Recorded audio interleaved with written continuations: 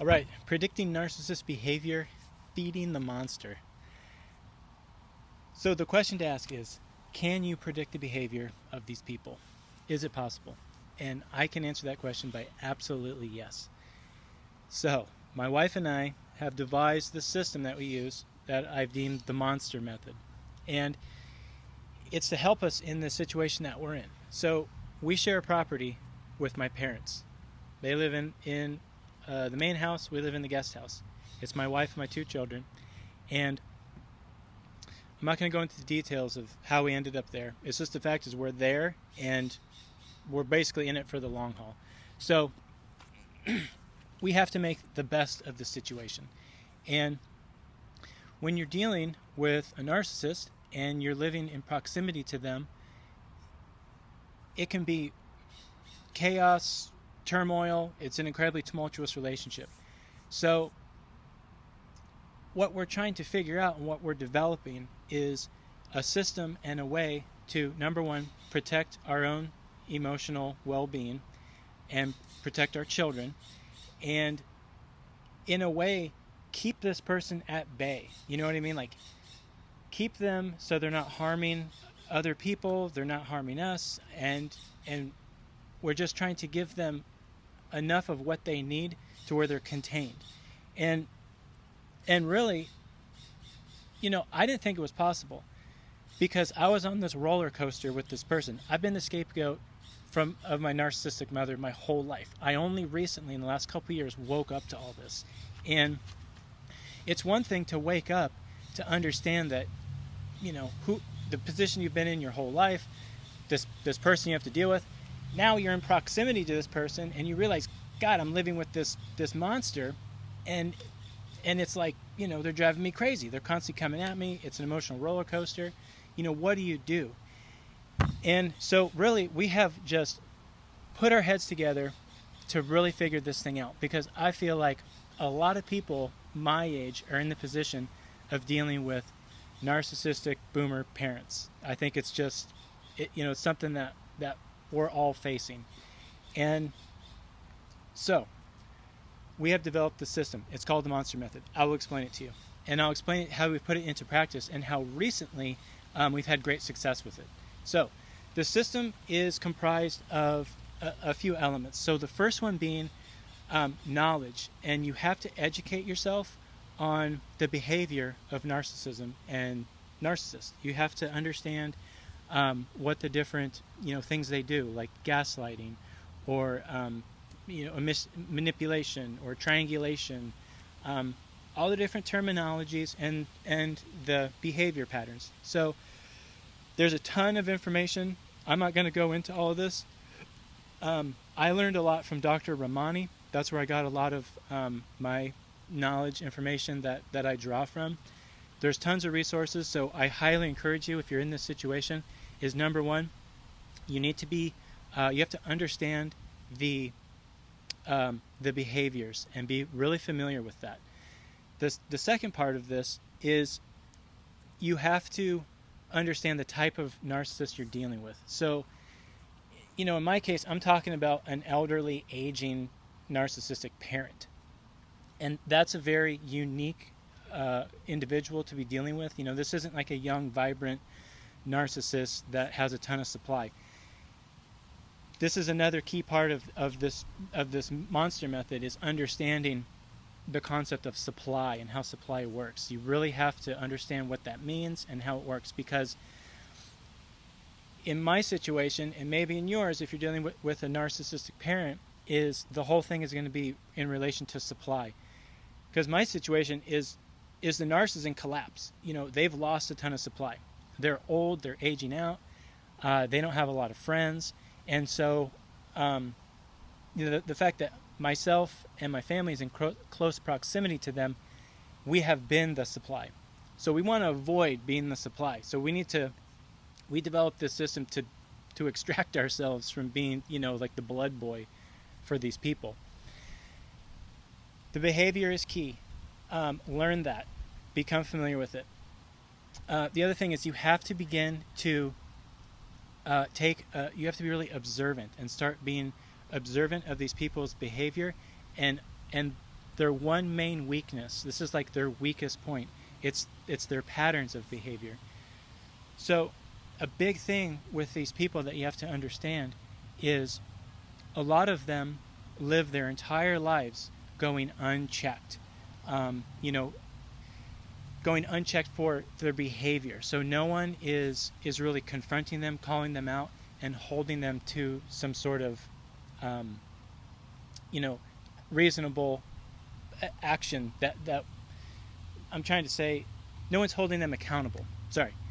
No one's holding them accountable for their actions, because when anyone does that, they immediately eliminate them from their lives.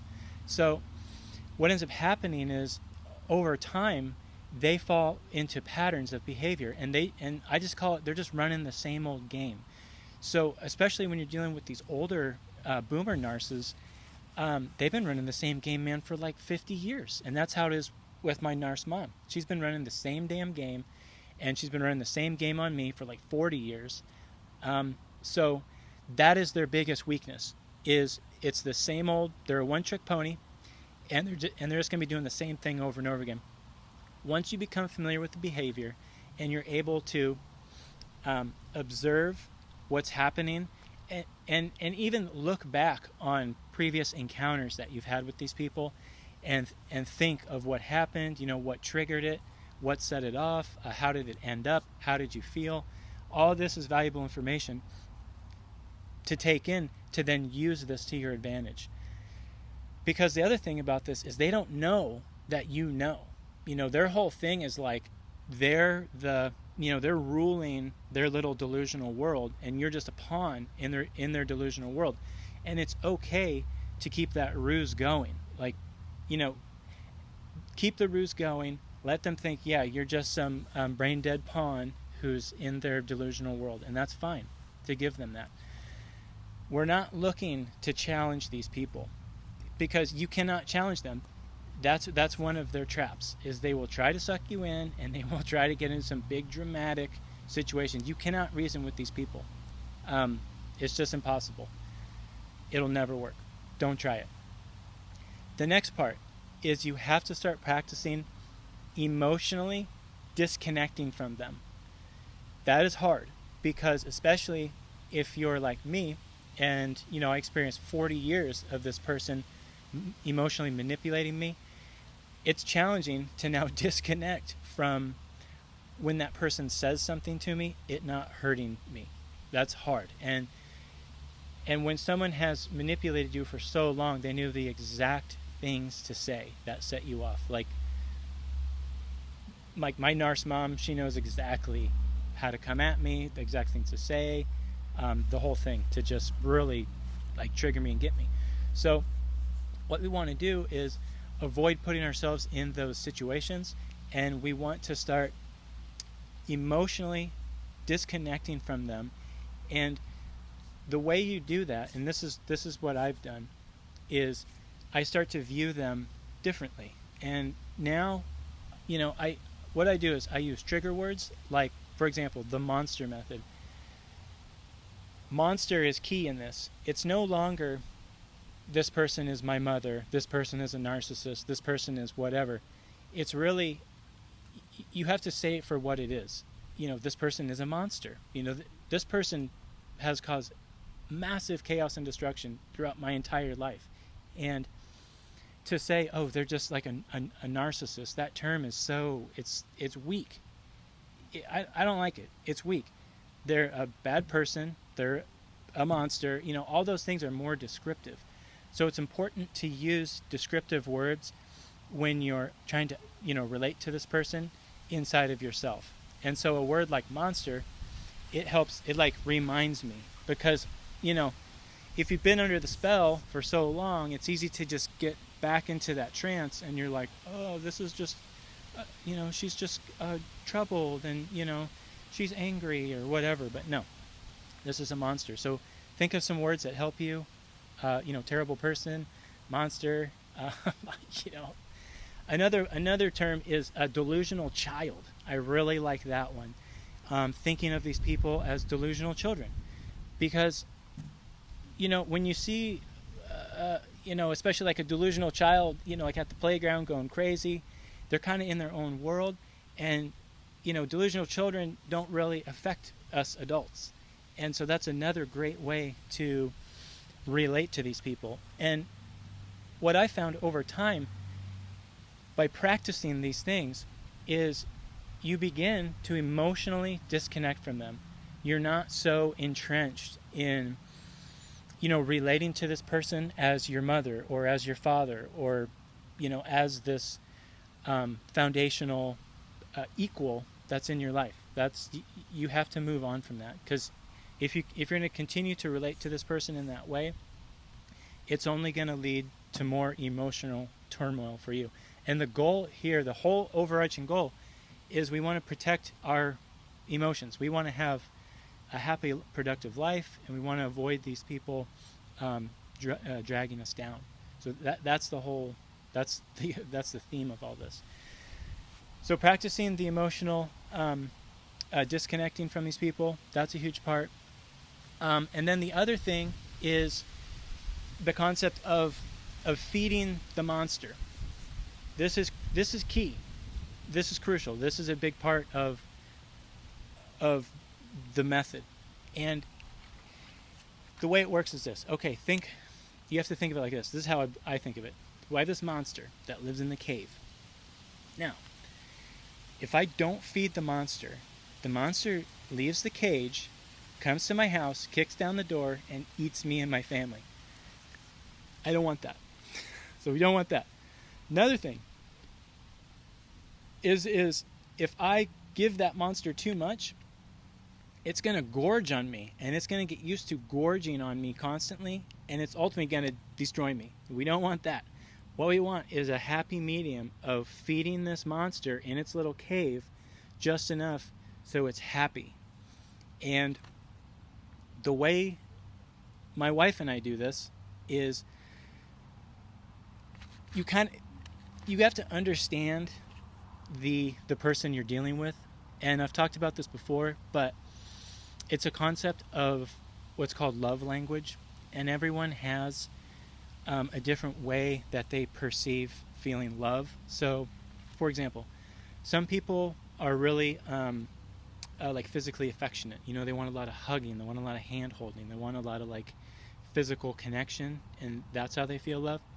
Other people are very like verbal, how they get love, like saying I love you. They want to have a lot of verbal connection. Another way that people receive love, and this is how my Narc mom is material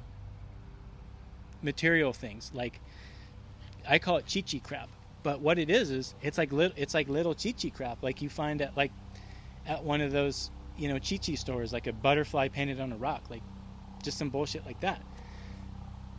And what my feeling is like, because these narc people, they exist in this low plane, and they're like all materialistic. All the narcissists I've dealt with have been extremely materialistic. And so that might be your situation, because I feel like they all are materialistic. They're on that level. So what we do is number one, my wife loves baking. She's a great baker. So she just bakes cookies and crap. And then, I just walk over there, set them on the porch. Like once a week, they'll get muffins, cookies, coffee, cake, whatever. And we're just feeding this monster just a little bit. Another thing is, if we're at like some market or like the dollar store or whatever, we'll just pick up a little chi-chi crap, and then include that. And, explaining this, it sounds like this is a whole lot of energy to be shelling out. Like, God, we're having to do all this work to deal with this person. But it's way easier than getting into a huge dramatic situation with these people. And I'll explain in just a second about the situation I was previously in and how we use this method to get out of it. I just want to keep going on the method. So just to recap, it's understanding the behavior. It's taking on the observational perspective, and you have to find the pattern with this person. You have to understand that is their most weakest point, is they're the one-trick pony. They're going to be running the game constantly. Find the pattern. You will see it. And what I mean by that is the pattern of behavior of how they'll try to like lasso you into, because you got to understand, like with these older narcissists, it's all about supply, and you got to understand what is going to give them supply, and that is content. And so they'll try to rope you into scenarios, and they'll try to drag you into big emotional situations, especially if they don't have any supply. So you're the main supply, so you really have to think back on those interactions that you've had that have gone bad, that have really hurt you, and use that knowledge use it to your advantage. Okay, the next part. Practice detaching emotionally from these people. Like I said, they're the deranged child. Don't see them as your mom or dad anymore. They're not that person. They've never been that person. You have to detach from, some dream of like, this person is my mom, and I think like she'll be a great person one day. Like, this person was never your mother. Yes, she gave birth to you, but a mother is very different than someone who has used you your whole life and has extracted resources from you. Time, energy, everything. That's not a mother. That is a monster. So we have to start detaching from that and start practicing emotionally detaching from these people. Deranged child, the monster, whatever the trigger word to remind you, practice that, and it'll get easier. And you'll be able to have these little interactions with this person, and it won't be so detrimental to you emotionally.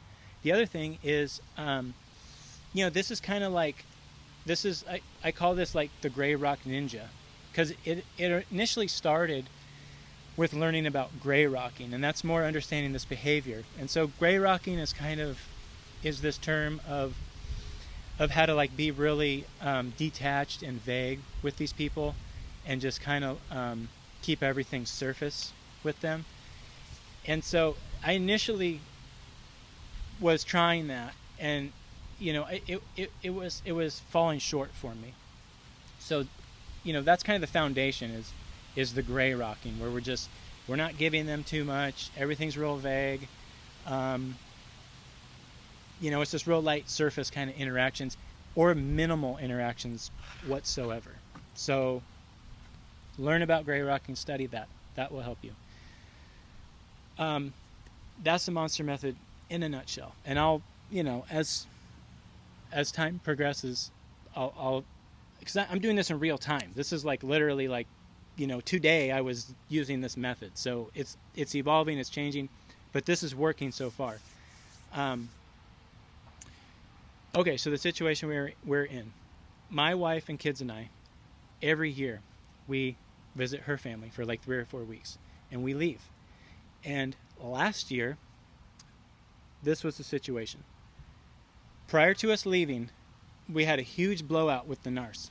And really what happened was the Narc just freaked out at our kids and the neighborhood kids, and like went ballistic and yelled at them and made everyone cry, and everyone went home. And so my wife called her out and said, you can't yell at the children that way, and especially you can't yell at other people's children, and don't yell at our children. If there's a problem, just come get us. And the Narc instantly wanted to get into a big dramatic situation. My wife was just calm and cool and was like, you just can't do this. End of story. And left. Huge mistake. Because then a few days later, we left for 3 weeks. The mistake we made there is we gave the Narc huge content right before we left. It was this huge supply of, really of her getting called out of being a shitbag. Narcissists do not like the light shown on them. It pisses them off, and they want to have the last word. My wife would just not give that to her. While we're gone, the Narc is stewing, man, and hammering my enabler dad for like a month. Hammer, hammer, hammer. Stewing, just big drama. We come back, and like we fly back in, we come home the next day. It's like a text shitstorm of how we're killing them. We're killing them by how we're treating my mother, and we need to leave. They're like kicking us off the property. Get out of the guest house. You need to leave. We're going to have a bunch of conversations, and you're going to have to do all these things for your mother now. And it was like this whole shitstorm of like, oh my God, like we had no idea it was coming. And so that sucked. And so we're looking for a place, and like rentals around here, it's $3,500 for a rental for like a 3-bedroom, 2-bath home, which we just can't afford that. So we're like, man, what are we going to do? And all I did was I just kind of placated to them. And my wife suggested, like, just kind of placate to them and just kind of tell them what they want to hear, and let's wait and see what happens. And so that's exactly what I did. And it kind of died down. And I was like, whew, that was close. But this is how we started to figure all this stuff out, was we don't want that to happen. Because, it's me, my wife, and our 2 small kids. And, we're like rooted in where we live. Kids are in the grade school. We want to keep everything cool. Definitely want to avoid that situation. So we made all the mistakes in that situation. Fast forward a year later, we just got back from visiting her parents. Prior to us leaving, it was like the Narc was out there fishing, man. And so what we did was we avoided giving the Narc any content. We avoided it like the plague. What we did was the neighbor kids did not come over.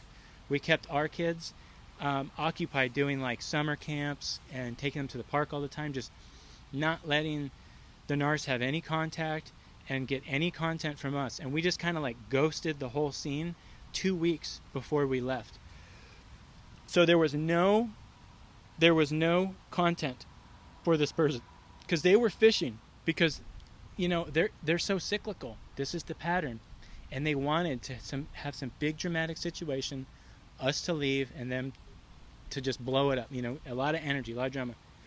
What's funny, a few days before we were leaving, so my mom, she's like losing her hearing, so she talks on the phone, and like she just yells on the phone, like ah, ah, ah, ah, and you can hear her across the yard.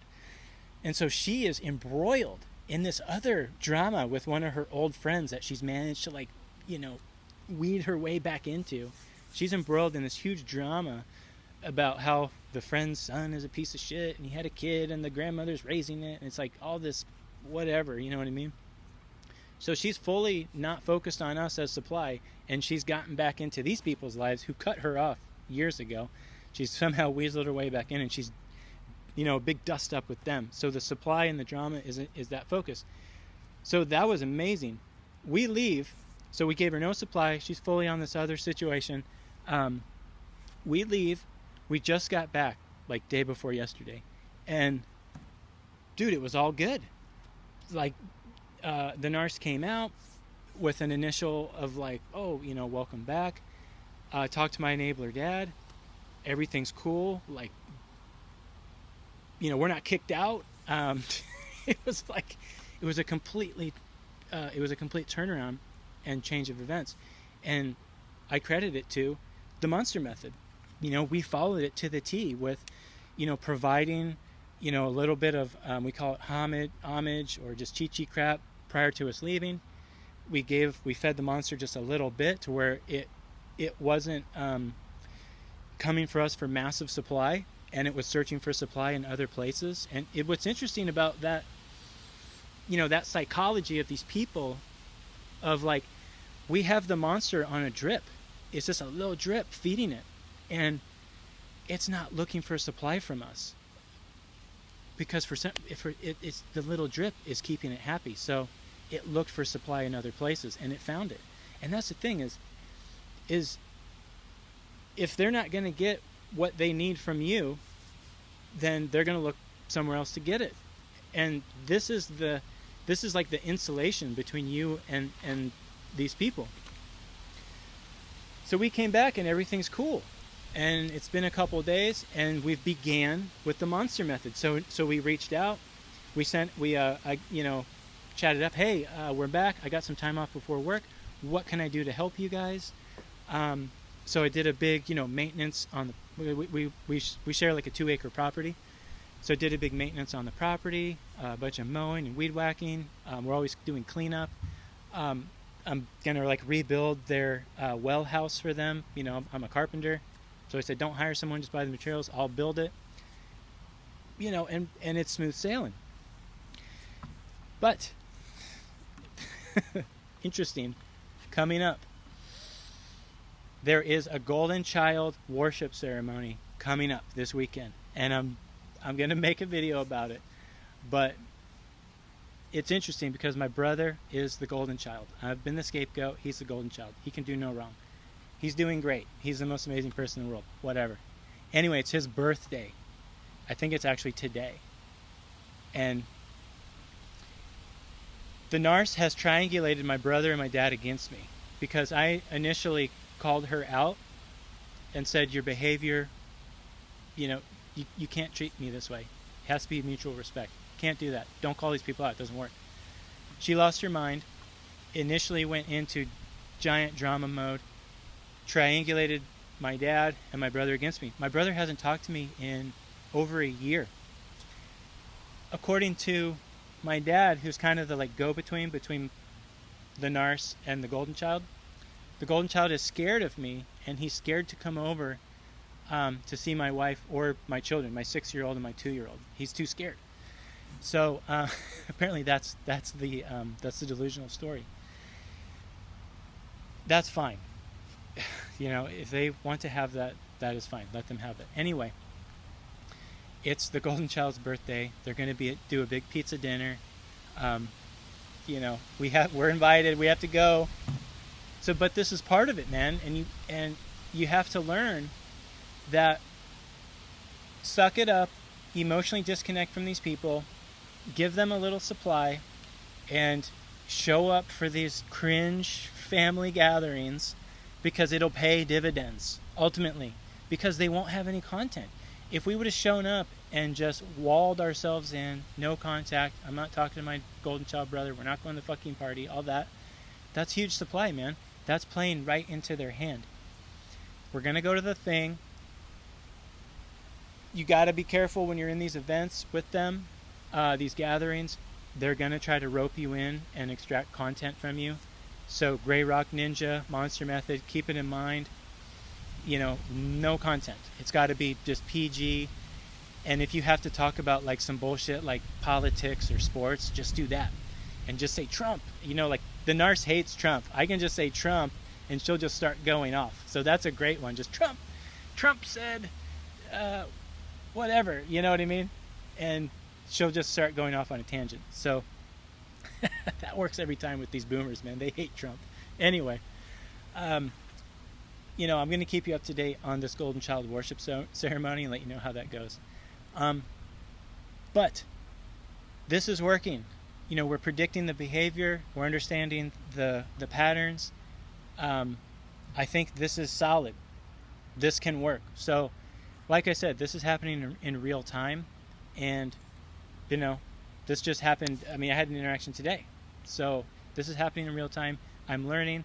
I'm adding. You know, we're testing it out. So if you're in this situation, you know, think about what I said and develop your own system or follow mine, because it's all about our well-being. Because we have to understand, it's like, dude, in 20 years, it's going to be a different world. We're not going to be fucking with these people anymore. And what we want to avoid is in 20 years being just completely a wrecked person, you know, with just a shell of a human that got carved out by this monster who is now gone. We want to avoid that, because our life and our purpose is we're on a higher plane than these people. They're in the muck and they're trying to drag us down. We have to elevate above and emotionally disconnect, and we will rise above that, and our lives will we can prosper and be happy and have a good family, and all that is possible. So consider what I said, and if you have any questions, you know, just email me or leave them in the comments, and you know, I can answer them. Anyway, as always, I appreciate your time, and you know, stay strong. Like, we're figuring this out, and if you have some things that you're doing, share them in the comments, because everyone, there's a huge, there's like gold in those comments, man. Everyone's leaving awesome comments, and share what your situation is. And even if you want to leave your story in the comments, people read them, and everyone is sharing knowledge and information. And that is our way out of all of this. We just need the knowledge, man. We have to know what to do and how to handle this. Because my thing is life after all of this. This emotional traumatic abuse that we've experienced. We want to build a life after all of this. And this is one of the tools that we can use. Anyway, I'm rambling. I appreciate your time. Okay, have a good one.